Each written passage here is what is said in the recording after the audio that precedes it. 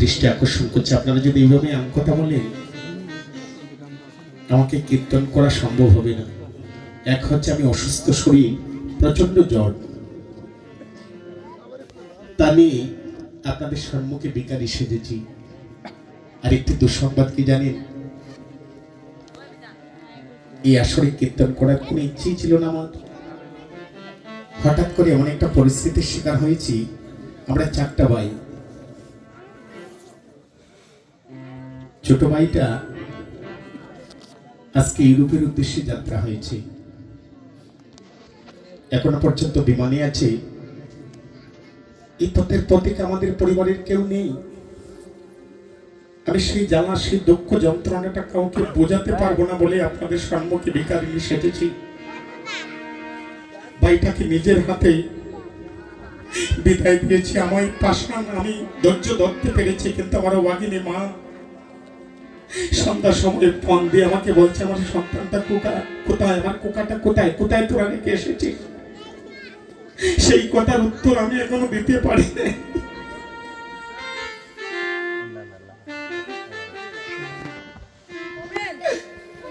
এই গৌরচরণ যারা ভালোবাসে দেখবেন তাদের কপালে বড্ড দুঃখ হয় গো।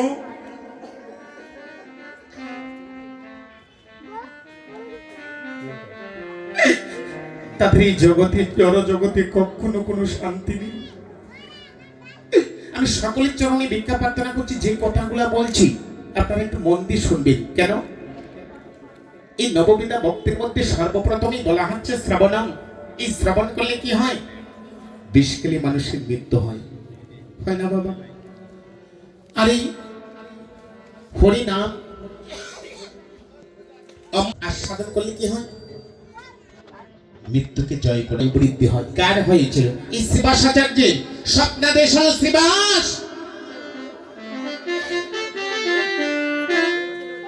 তোর মাত্র পরমায়ু 3 দিন, সাথে সাথে সংসার পরিত্যাগ করলি।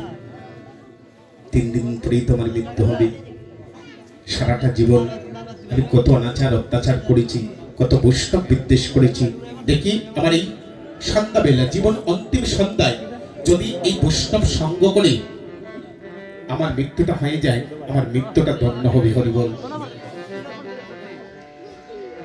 ভাগবত পাঠে বসলি, এই অমিয় কৃষ্ণ কথা আস্বাদন করলি।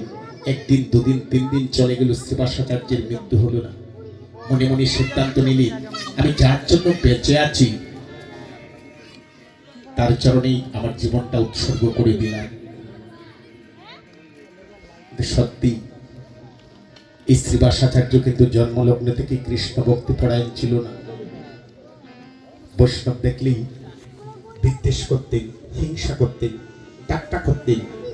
কিন্তু যখন স্বপ্নাদেশ হলো শ্রীবাস মাত্র পরমায়ু 3 দিন, সাথে সাথে সেই বৈষ্ণব চরণে ব্রতী হয়ে গেলেন।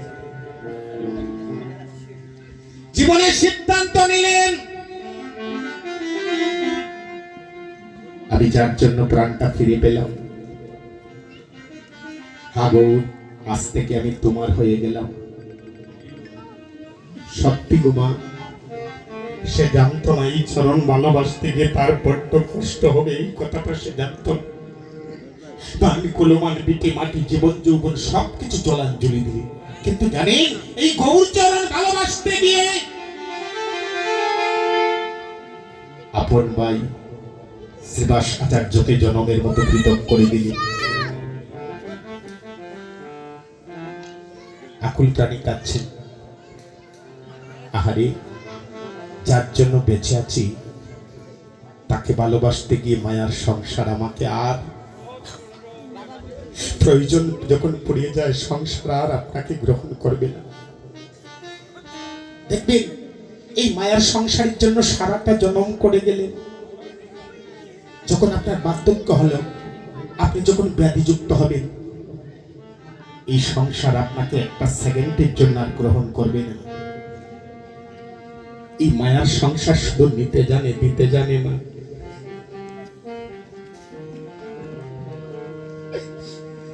সারাটা জন্ম যে সংসারের জন্য এত কিছু করলেন,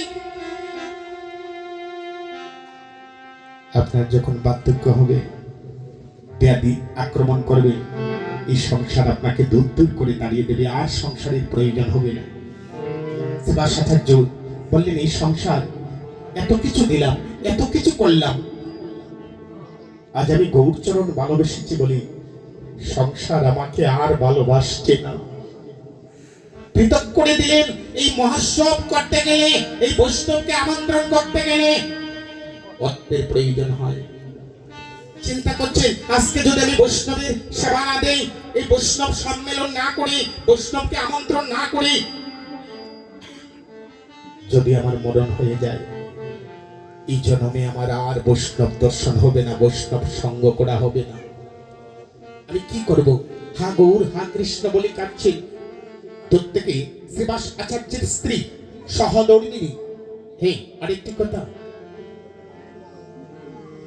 এই মায়ার সংসারে প্রতিটা করে করে স্ত্রী নেই, কিন্তু মা একজন সহধর্মিণী মিলানি বড় দায়।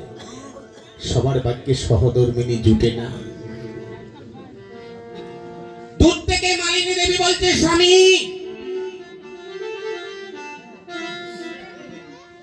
আপনি কাঁদছেন কেন? কি হয়েছে? শ্রীবাসাচার্য বলছে, মালিনী তুমি তো সকলেই জানো, আমি যার জন্য বেঁচে আছি তার চরণ ভালোবাসতে গিয়ে আমার আপন ভাই আমাকে পৃথক করে দিয়েছে। আমার হাতে কোনো টাকা কড়ি নেই। আমি এই বৈষ্ণব সঙ্গ কিভাবে করব? বৈষ্ণব সেবা কিভাবে দিব? আর যদি বৈষ্ণবগণ আমার কুটিরে না আসে, আমার মহাপ্রভু আসবে না। আর যদি মহাপ্রভু অদর্শন হয়ে যায়, আমার তো মৃত্যু হয়ে যাবে। এই সংসারে আমি আর বাঁচতে পারবো না। সেদিন মালিনী কি শিক্ষা দিচ্ছে জানি? নিজের দেহের যত অলংকার ছিল সবকিছু খুলে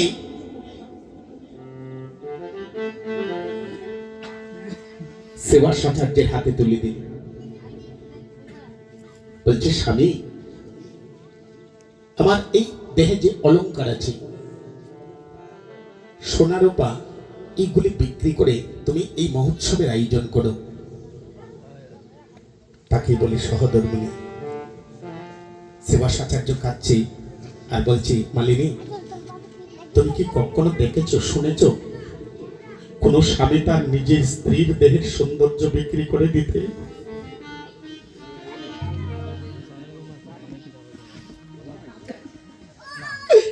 স্বামী মিলে কিন্তু পতি মিলা দেয়।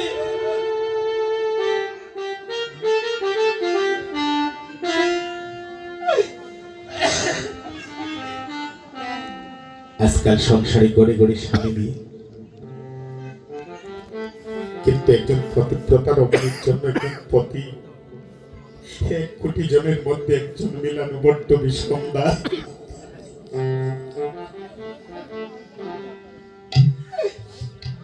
মালিনী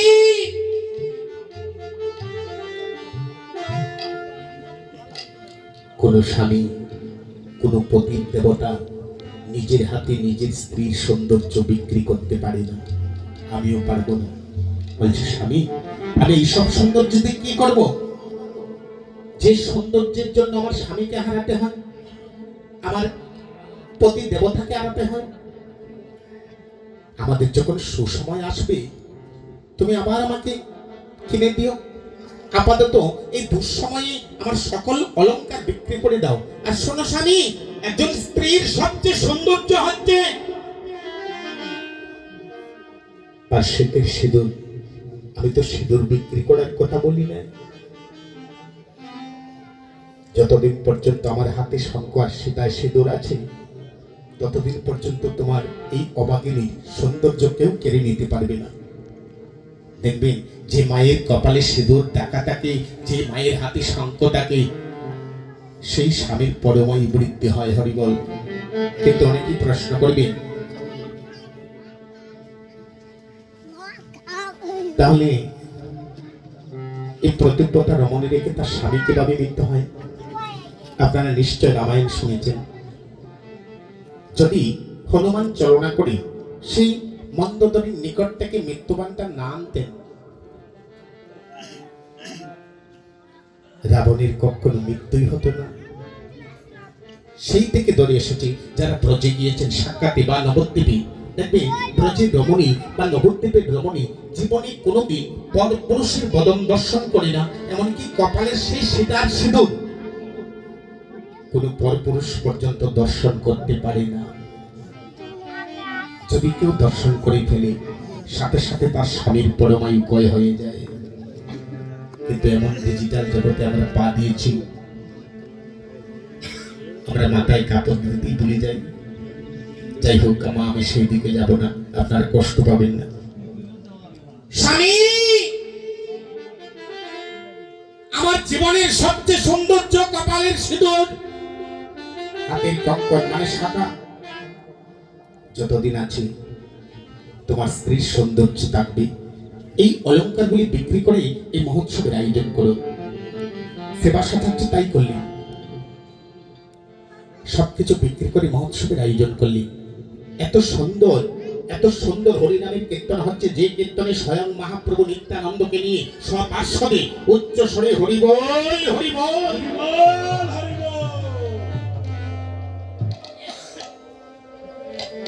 এত উচ্চ স্বরে ধ্বনি করছে। ধ্বনিটা শুনে শ্রীবাসের একমাত্র সন্তান, এই জায়গাটা বড্ড কষ্ট হয় গো। দেখবেন বাগানে যত সুন্দর ফুল ফুটে, এই বাগানের মালিক সর্বপ্রথম সেই সুন্দর ফুলটাকে কেড়ে তুলে নিয়ে যায়।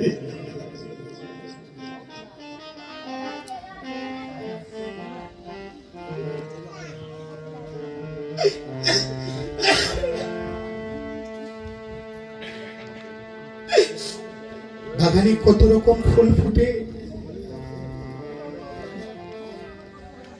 এই হাজার হাজার ফুলের মধ্যে সবচেয়ে যে ফুলটা সুন্দর,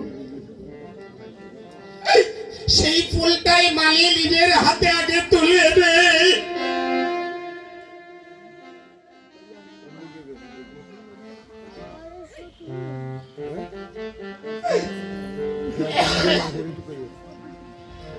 যে সন্তানকে কুলিনি মহাপ্রভুর সেবার জন্য মালিনী দেবী সবচেয়ে আহ্বান করছেন, কিন্তু নামের ধ্বনি, এই নামের ধ্বনিটা যেই মাত্র সেবাসের স্ত্রী শুনতে পেলেন, তার দেহের মধ্যে আর কোনো বাহ্যিক জ্ঞান ছিল না। এই নামের ধ্বনিটা যখন সেবাসের পুত্র গোপাল শুনতে পেলেন, তার মধ্যে আর কোনো চেতন শক্তি ছিল না। মা নিজের হাতে নিজের সন্তানকে কেটে টুকরো টুকরো করে মহাপ্রভুর সেবার জন্য তৈরি করলেন।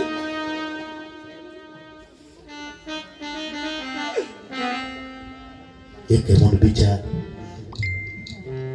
হে বাবা! এটাই ভগবানের বিচার। যারা সর্বস্ব দিতে পেরেছে তারাই জগতে গৌর হরির কৃপা লাভ করতে পেরেছে। যারা দিতে পারে না তারা কখনো গৌর হরির কৃপা লাভ করতে পারে না। এই ভজনের রাস্তাটা বড় পিচ্ছিল হয়, একবার যদি কেউ হুজুটকে পড়ে যায় তার কপালে আর কোনোদিন গৌর গোবিন্দের কৃপা হয় না। শ্রীবাসাচার্য সবকিছু দেওয়ার পরেও মহাপ্রভু শ্রীবাসকে এত কষ্ট দিয়েছিলেন। মালিনী দেবী পুত্র সুখে কাতর হয়ে কাঁদতে, কিন্তু শ্রীবাসাচার্য কি করছে জানে?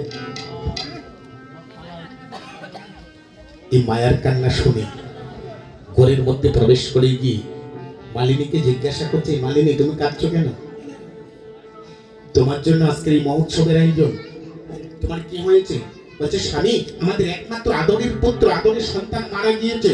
আমি মা হয়ে কি তা সহ্য করতে পারি? বাহ,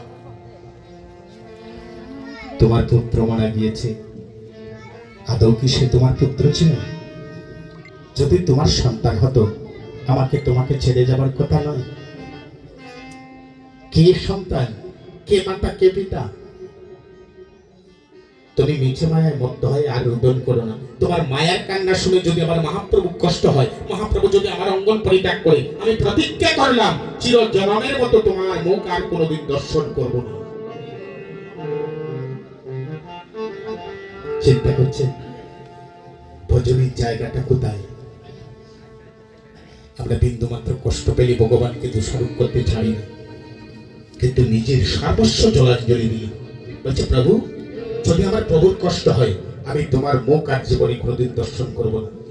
এই বলে এক মুঠো কাপড় মুখের মধ্যে গুজে দিলেন, যেন কান্নাটা বাহিরে রঙ্গনে মহাপ্রভু শুনতে না পায়। গিয়ে যে স্থানে মহাপ্রভু নৃত্য কীর্তন করছেন, সেই স্থানে উদয়দণ্ড হয়ে উচ্চ স্বরে হরিধ্বনি করছেন, হরি বল হরি বল, হরি হরি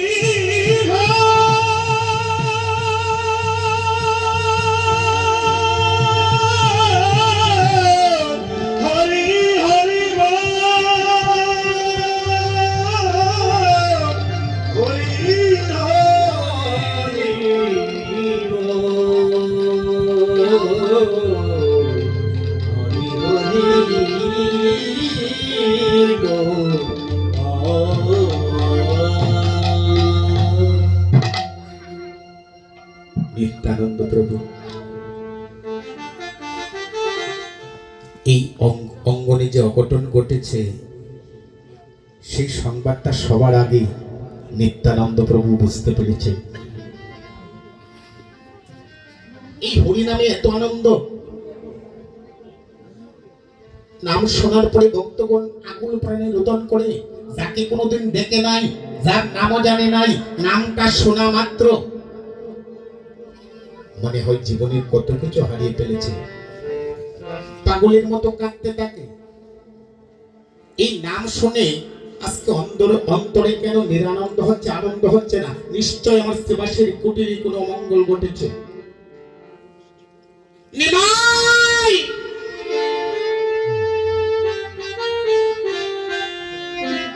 আজ তোমার দয়াল নামে কলম। মহাপ্রভু নিত্যানন্দকে কখনো দাদা বলে সম্বোধন করতেন না, নিত্যানন্দ বলে সম্বোধন করতেন না। মহাপ্রভু স্বয়ং মহাপ্রভু নিত্যানন্দকে সর্বদা শ্রীপাদ বলে সম্বোধন করতেন। শ্রীপাদ, কি বলছো? তোমার কি হয়েছে? নিমাই, আজ তোমার দয়াল নামে কলঙ্ক রবে। কেন শ্রীপাদ? আমি আবার কি করেছি? তুমি না অন্তর্যামী, তুমি অন্তর দ্বারা সবকিছু জানো। আমার সঙ্গে আর চলনা করো না। সবার সাথে চলনা করতে পারি, কিন্তু তোমার সাথে আমি কখনো চলনা করবো না। বলো শীঘ্রই কি হয়েছে? শ্রীবাসীর পুত্র বিউ মানে মারা গিয়েছে। বাহ, এই সংবাদটা তো আমাকে কেউ দেয় না। ডাকছে শ্রীবাস। প্রভু, মহাপ্রভু বলছে, শ্রীবাস, তোমার কুটিরে কি কোনো অমঙ্গল হয়েছে? এই জায়গাটা একটু লক্ষ্য করো। বাহ, আমার কুটিরে অমঙ্গল হয়েছে।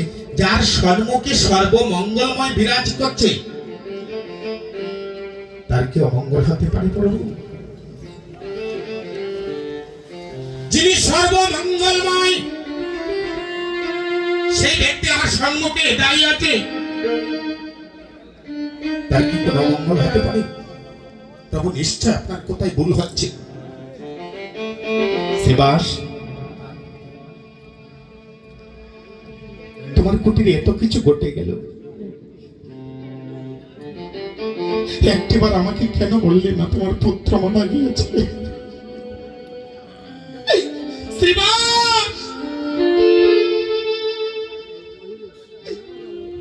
আমি কি তোমাকে এতই দুঃখ দিয়েছি, এতই কষ্ট দিয়েছি, যে বেদনার কথা তো তুমি আমাকে বলতে পারলি না?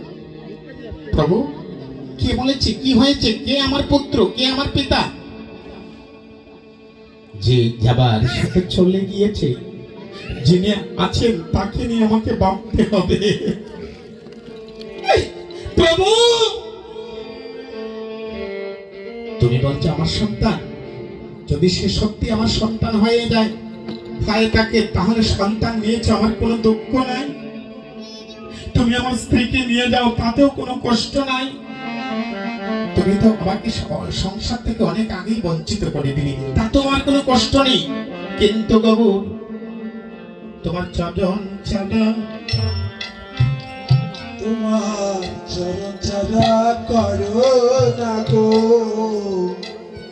ছাড়া করো না গো এ জন্মে নয় জন্মে জন্মে সদম ছাড়া করুণা এ জন্মে নয় জন্মে জন্মে চরণ ছাড়া করো না গো সদম ছাড়া করুণা তোমার চরণ ছাড়া করো না গো এ জন্মে নয় জন্মে জন্মে সদম ছাড়া করুণা গো এ জন্মে নয় জন্মে জন্মে চরণ ছাড়া করো না গো তোমার চরণ লাগি আমি তোমার চরণ লাগি সব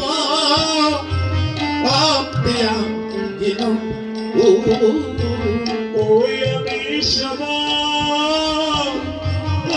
সমাপিয়াখিন শীতল চরণ পাইয়া সর অনল লই ওই আমি শীতল চরণ পাইয়া সর নলইন একুলে কুলে গবুর আমার কোলে কোলে কৌর দিলা আম জলা জলি ওই আমি দিলাম জলান জলি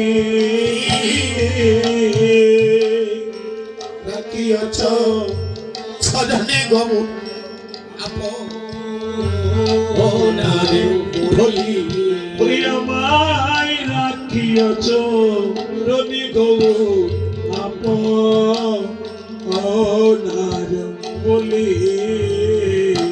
চরম ছাড়া করুণা গো চরণ চারা করো না গো এ জন্মে নয় জন্মে জন্মে চরম ছাড়া করুণা গো এ জন্মে নয় জন্মে জন্মে চরণ চারা করো না গো চরণ ছাড়া করুণা গো চরণ চারা করো না গো চরণ ছাড়া করুণা গো চরণ চারা করো না গো এ জন্মে নয় জন্মে জন্মে চরণ ছাড়া করুণা গো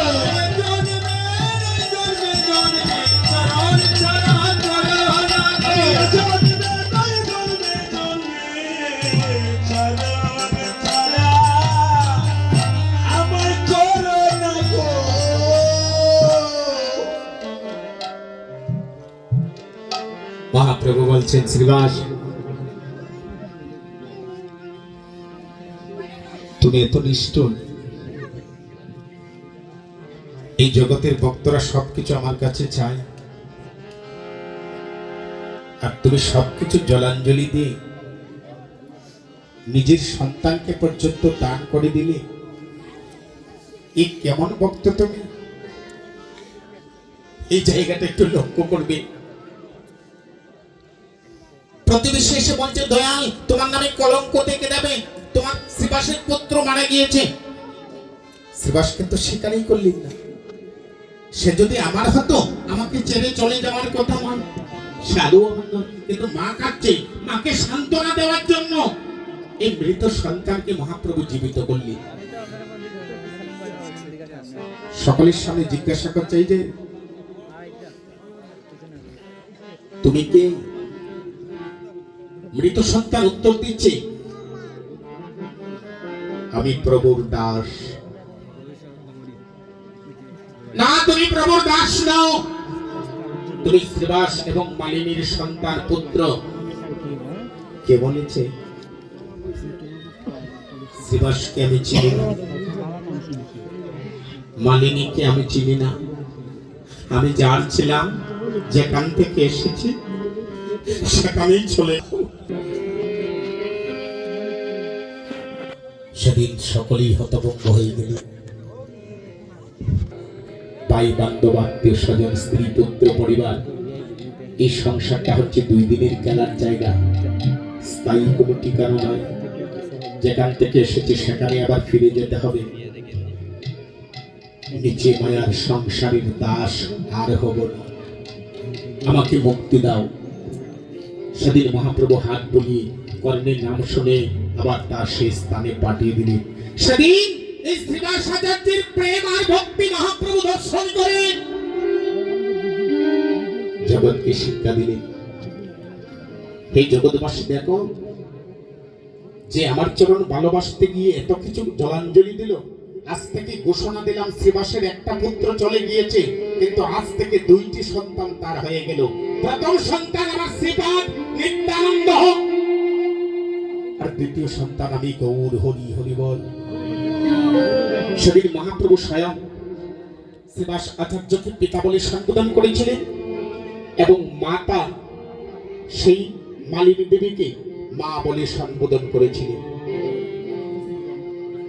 যারা সত্যি সর্বস্ব দিতে পারে, মহাপ্রভু বলছেন যার কেউ নেই, আমি চিরজনমের মতো তার হয়ে যাই। হরি বল হরি বল হরি তাই বল। পদবত্তা বাসু ঘোষ বলছে, বাসুদেব ঘোষ কহে বাসুদেব ঘোষ কহে চরণে পড়িয়া, বাসুদেব ঘোষ কহে চরণে পড়িয়া, রাখিয়া চরণে রঘু পদ ছায়া দিয়া।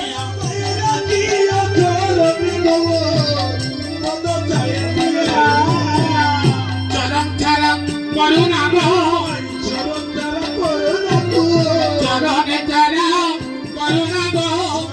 চরণ দ্বারা করুণা কর। তুই ঘরে নাই জন্মে জন্মে চরণ দ্বারা হরি বল হরি বল হরি বল। চরণ চরণ করুণা বল।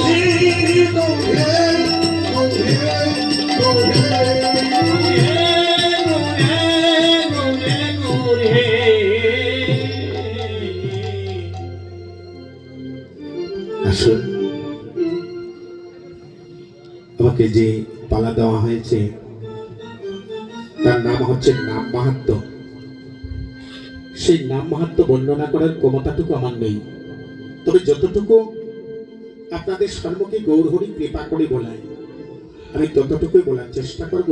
আপনারা হৃদয় দিয়ে একটু আস্বাদন করবেন। আমার হাতে একটা আমন্ত্রণ পত্র এসেছে, অষ্টপ্রহর ব্যাপী শ্রী শ্রী গৌর গোবিন্দের নাম ও লীলা সংকীর্তন মহোৎসব।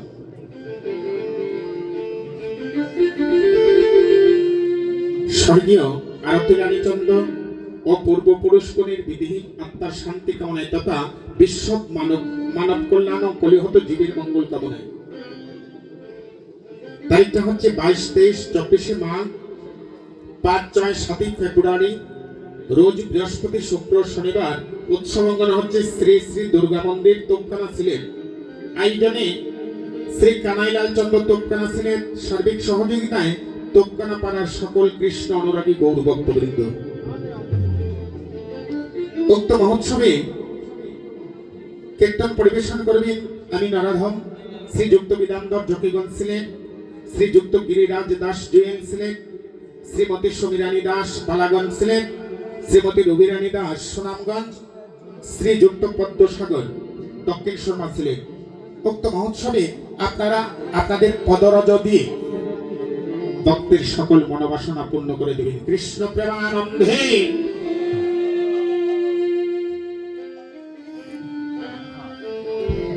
আসুন আমরা সেই নাম মাহাত্ম্য একটু আস্বাদন করি। আমরা বুকে হাত দিয়ে বলি গো, আমরা শ্রীহট্টের সন্তান, মহাপ্রভুর দেশের বাড়ি এই সিলেটে। আচ্ছা বলেন তো একজন বাবা, মহাপুরুষের পূর্বপুরুষের আদি স্থান আমাদের সিলেটের কোন জায়গায়?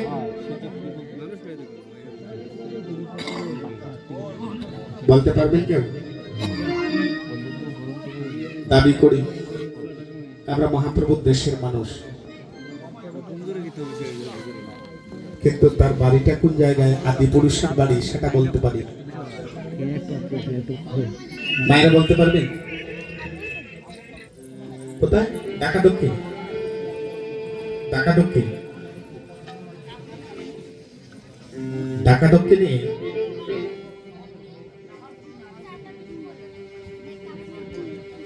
দক্ষিণে বাড়ি কিন্তু মহাপ্রভু ছিল না।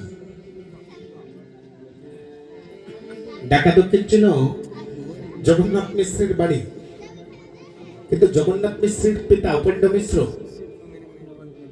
সে কি ঢাকা দক্ষিণ ছিল? তার বাড়িটা হচ্ছে পূর্বে। তখনকার সময়ে বালাগঞ্জের থানার আওতাধীন নামটা ছিল বড়গঙ্গা, মনে থাকবে? জায়গার নামটা ছিল বড়গঙ্গা, আর বর্তমান ঠিকানা ওসমানী নগর থানার অন্তর্গত গ্রামের নামটা হচ্ছে গুরুঙ্গা। এই মহাপ্রভুর আদি পুরুষের জন্মস্থান। জগন্নাথ মিশ্র যখন ঢাকা দক্ষিণে আসলেন, মহাপ্রভু মাতৃ জটনে আসলেন, কিন্তু আমাদের এই ঢাকা দক্ষিণে প্রসব হলেন না। কারণটা কি? বড্ড কষ্ট হয়। ভগবান তো গীতায় ঘোষণা দিলেন, চৈতন্য চরিতামৃতে ঘোষণা দিলেন, যেখানে ভক্তি আছে আমি সেখানে আছি, যেখানে ভক্তি নেই সেখানে আমি নেই। যদি অন্তর দ্বারা ভগবানকে লাভ করা যেত, হয়তো লন্ডন নতুবা আমেরিকাতে মহাপ্রভু জন্ম নিতেন। স্পষ্ট বলে দিলেন, যেখানে ভক্তি নেই আমি সেখানে নেই। অদ্বৈত আচার্য আপনার এই শ্রীহট্টির সন্তান, যিনি মহাবিষ্ণু অবতার, যার শিশু নাম ছিল কমলাক্ষ, পিতা ছিল কুবেরাচার্য, মা ছিল নাবাদেবী। জন্মস্থানটা হচ্ছে বর্তমান সিলেটের সুনামগঞ্জ জেলায় তাহিরপুর থানার অন্তর্গত জাদুকাটা নদীর তীরে লাউর পরগনা। গ্রামের নামটা হচ্ছে নবগ্রাম। এই মহাবিষ্ণু অবতার অদ্বৈত আচার্য মহাপ্রভুকে অর্থ দিয়ে এনেছিলেন। বিষয়টা আপনাদের কাছে দিয়ে যাচ্ছি। আজকাল কীর্তন করতে হলে অর্থ ছাড়া কোনো কীর্তনই আসে না। আজকাল পাঠ দিতে হলে অর্থ ছাড়া কোনো পাঠক আসে না। কীর্তন দান করতে হলে 14টা 16টা 18টা 20টা 30টা আসন দিতে হয়। এটা তো মহাপ্রভুর সংবিধানে নয়। অদ্বৈত আচার্য আমাদেরকে যে শিক্ষা দিলেন, যদি মহাপ্রভুকে পেতে হয়, গঙ্গার জল তুলসী পত্র দ্বারা যদি কোনো ভক্ত তার চরণে আহ্বান করে, সেই ভক্তের আহ্বানে গোলকপতি ভগবান সেই ভক্তের আঙ্গিনায় এসে দাঁড়ায়। হরিবল। কিন্তু আজকাল যদি অপ্রিয় সত্য কথা বলতে যাই, আসর থেকে নামার পরে বলবে কীর্তন করতে গেছে, আগামী বছর আর বায়না হবে না। এই কীর্তনে এসে আমাদেরকে 12টা বাজিয়ে দিচ্ছে। এটা ব্যবসার জায়গা নয়, এটা হচ্ছে ভক্তির জায়গা, এটা হচ্ছে ভজনের জায়গা। যদি কোনো পাঠক, কোনো বৈষ্ণব, কোনো কীর্তনে অর্থের মোহে পড়ে কীর্তন করে, তার মুখ থেকে জীবনে কোনোদিন কৃষ্ণ কথা আস্বাদন করতে যাবেন না। সেই মুখ থেকে যদি কৃষ্ণ কথা আস্বাদন করে, সর্পের বিষের ন্যায় হয়ে যাবে। হরিবল। আর কি বলবো? সেই অদ্বৈত আচার্য